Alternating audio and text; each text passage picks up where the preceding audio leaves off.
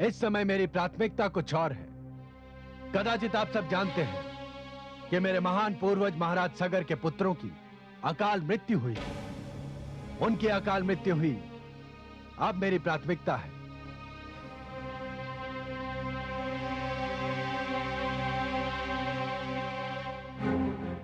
और इस विशेष कार्य को पूर्ण करने के लिए मैंने वैराग्य लेने का निर्णय ले लिया है।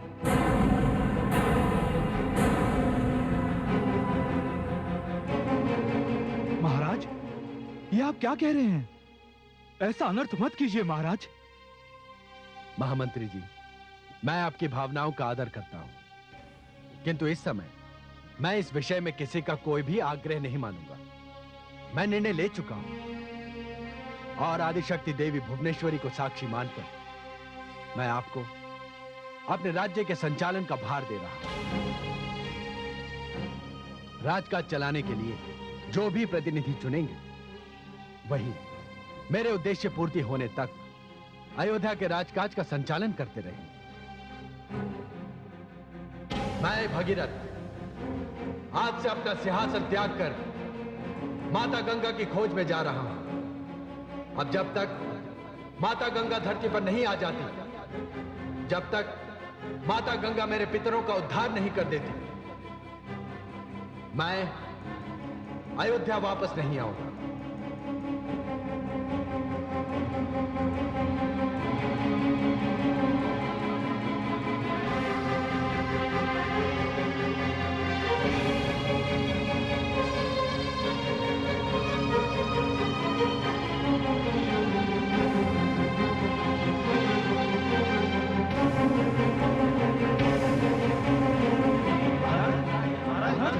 मत जाइए महाराज, हम पर कृपा कीजिए।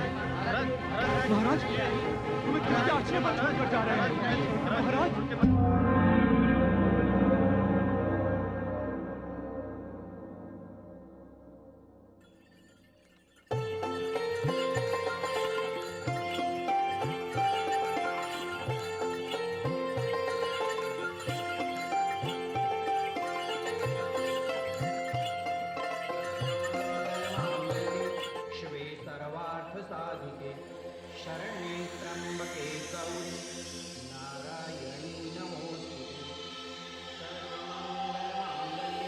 महादेवी, इस समय कोई आपका आह्वान कर रहा है। इस भयानक शीतकाल में कैलाश तक आने का साहस कौन कर सकता है? हाँ स्वामी, एक बात तो स्पष्ट है कि जो कोई भी यहाँ तक आ पहुंचा है, उसे अपने प्राणों का मोह नहीं है। इस भयानक शीत का प्रकोप तो धमनियों में रक्त के प्रवाह को हिम में बदल देता है। महादेवी, ये तो कोई आपका अनन्य भक्त जान पड़ता है। उसके प्राणों की रक्षा कीजिए। नंदी, हमें उस ओर ले चलिए जिस ओर से ध्वनि आ रही है।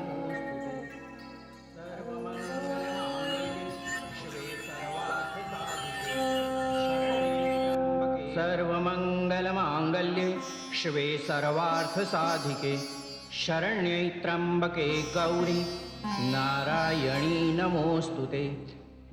सर्वमंगल मांगल्ये शिवे सर्वार्थ साधिके शरण्ये त्र्यंबके गौरी नारायणी नमोस्तुते।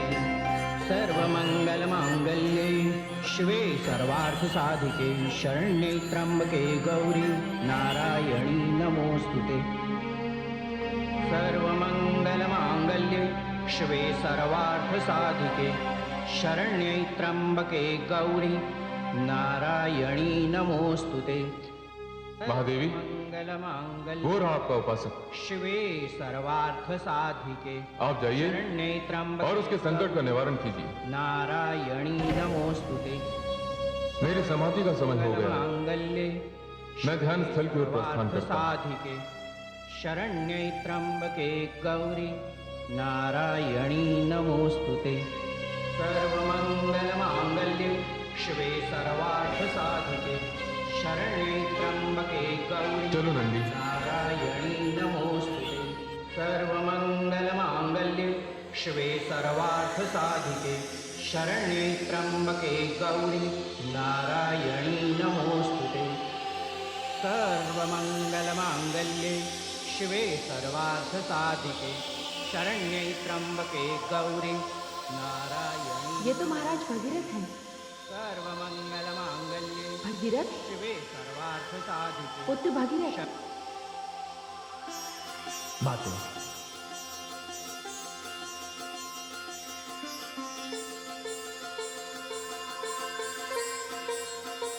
माते, मैं आपके दर्शन के लिए आया था, किंतु ज्ञात हुआ कि आप और देवाधिदेव कैलाश पर नहीं हैं।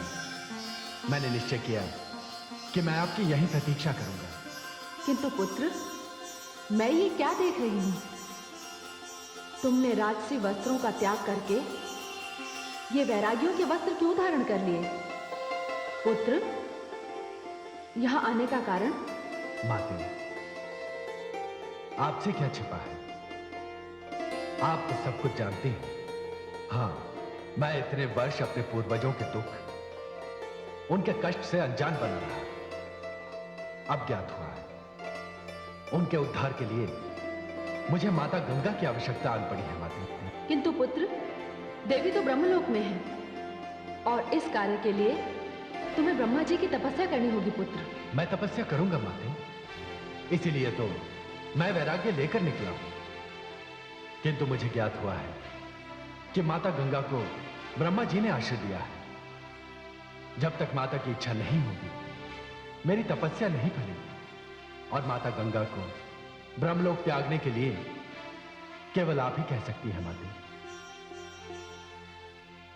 माते, आपकी मुझ पर बड़ी कृपा होगी।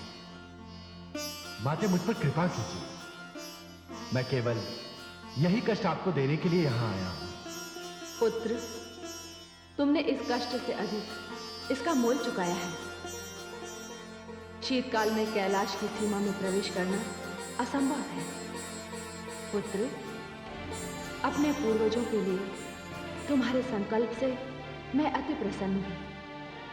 मैं इसी समय ब्रह्मलोक जाती हूं। माते, यह आपकी बड़ी कृपा होगी मुझ पर।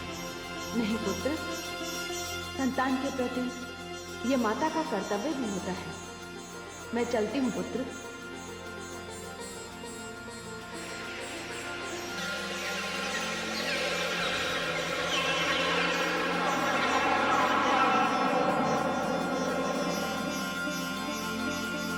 पुत्र, जब तक तुम्हारा कार्य संपन्न नहीं होता, यह कुटिया तुम्हारा आश्रय स्थल होगी।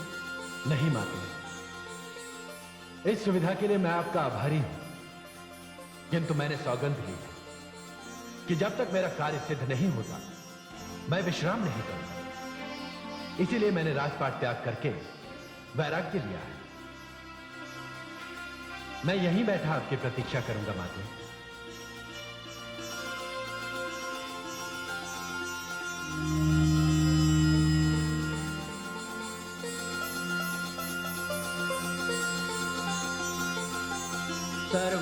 सर्वमंगलमांगल्ये शिवे सर्वार्थसाधिके शरण्ये त्र्यंबके गौरी नारायणी नमोस्तुते।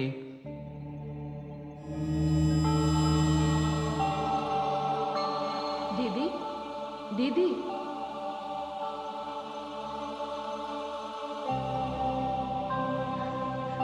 उमा,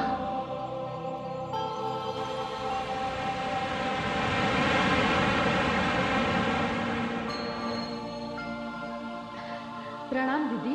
आयुष्मान भव। तुम्हारा आगमन इतना आकस्मिक है, किंतु इतना सुखद कि मैं अपने आश्चर्य पर आश्चर्यचकित हूं। दीदी, कितना समय बीत गया आपको देखे हुए। आपका कैलाश आगमन नहीं हुआ? नहीं उमा, इस समय मैं कैलाश नहीं आ सकती। तुम्हें कदाचित ज्ञात नहीं है कि मुझे देवी सरस्वती का शाप है। मुझे धरती पर जाना होगा और पापियों के बीच रहना होगा। इस बात को जाने दो, तुमने अपने आने का कारण नहीं बताया। दीदी, मेरे आने का कारण सुनकर कदाचित आप प्रसन्न नहीं होंगी। उमा, ये तुम क्या कह रही हो? तुम मेरी छोटी बहन हो। इन्हीं हाथों में मैंने तुम्हारे बालपन के दर्शन किए हैं। इस संसार में तुम मुझे सबसे अधिक प्रिय हो। फिर तो आपको मेरा निवेदन स्वीकार करना होगा दीदी। बताओ क्या बात है? कैसा निवेदन? आपको मेरे लिए धरती पर जाना होगा। क्या? ये तुमने क्या कह दिया उमा? मेरी समस्या सुनने के पश्चात भी तुमने मुझसे क्या मांग लिया? दीदी, आप मेरे इस कारण का कारण नहीं जानती। मेरा भक्त, मेरा पुत्र भगीरथ आपको धरती पर ले जाने के लिए व्याकुल है। और जब तक आपकी इच्छा नहीं होती, स्वयं ब्रह्मा जी भी आपको यहां से नहीं भेजेंगे। दीदी, आपको धरती पर जाना होगा। दीदी, तुमने मुझे उलझा दिया है उमा। क्या बताऊं? तुम्हारे प्रति स्नेह इतना अधिक है कि उसके होते हुए मेरे समक्ष किसी भी कष्ट का कोई अर्थ ही नहीं है। किंतु मुझे धरती पर ले जाने के लिए भगीरथ को ब्रह्मा जी की तपस्या करनी होगी। ब्रह्मा जी को तो भगीरथ प्रसन्न कर लेगा, किंतु आपको मेरे समक्ष धरती पर जाने की इच्छा प्रकट करनी होगी, क्योंकि तपस्या के पश्चात ब्रह्मा जी भी भगीरथ से यही कहेंगे कि वे आपको आपकी इच्छा के बिना ब्रह्मलोक से नहीं निकालेंगे। ठीक है उमा, मैं जानती हूं कि यह शाप तो पूरा होकर ही रहेगा। जाओ, भगीरथ से कह दो कि वो ब्रह्मा जी से इसके लिए अनुमति ले ले। दीदी, ये आपका उपकार है। दीदी, मुझे इस समय सबसे अधिक चिंता भगीरथ की है, जिसे शरद ऋतु में कैलाश पर रहने का अभ्यास नहीं है। दीदी, मुझे अब जाना होगा, और अब तो आपने धरती पर आने का वचन भी दे दिया है। आपके दर्शन आप कैलाश पर ही होंगे। प्रणाम दीदी, आयुष्मान भव।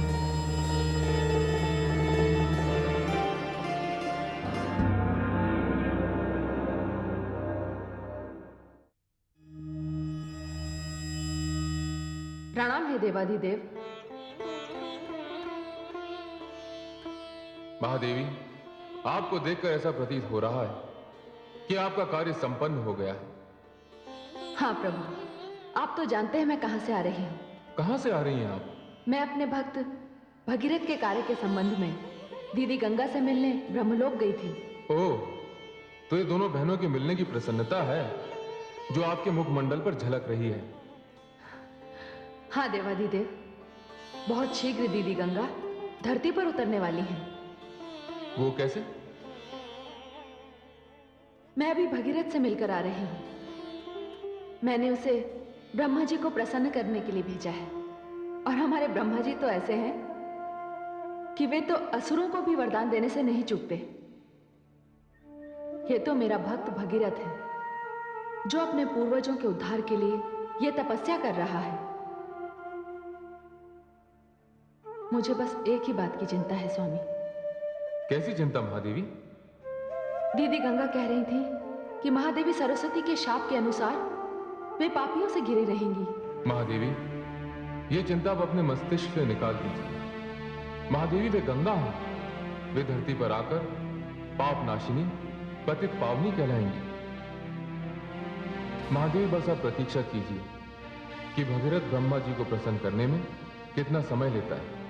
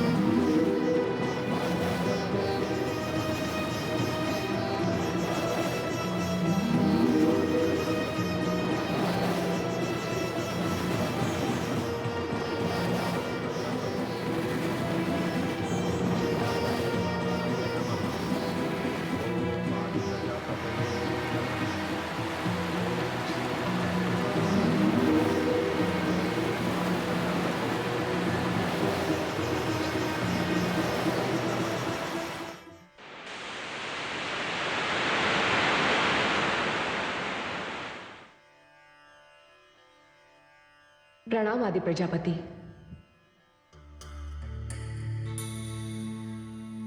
अरे देवी गंगा, क्या बात है? आदि प्रजापति, आप इतने निष्ठुर तो न थे।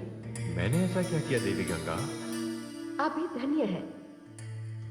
नीचे वन में भागीरथ को तो देखिए, आपकी आराधना करते करते उसकी क्या दशा हो गई है, और आप हैं कि उसे दर्शन ही नहीं देते। ध्यान मग्न बैठे हैं आप। देवी गंगा, आपके अंदर का रहस्य मेरी भी समझ में नहीं आया। आप जानती हैं भगीरथ मेरी तपस्या कर रहा है। तपस्या? तपस्या क्यों कर रहा है? आपको धरती पर ले जाने के लिए। आदि प्रजापति, उसे मुझे ले जाने दीजिए। क्या? अभी तक तो आप मुझसे बार बार विनय करती रही हैं कि मुझे ब्रह्मलोक में रहने दीजिए। ये बात तो आप ही भली भांति जानते हैं आदि प्रजापति, कि देवी सरस्वती का दिया गया शाप कभी न कभी तो फलित होगा। तो ठीक है, मैं भगीरथ को वरदान देने जा रहा हूं। आप ब्रह्मलोक छोड़ने की तैयारी कीजिए। वैसे सत्य मानिए देवी गंगा, आपकी इस उदारता से मैं आश्चर्यचकित हूं। प्रणाम।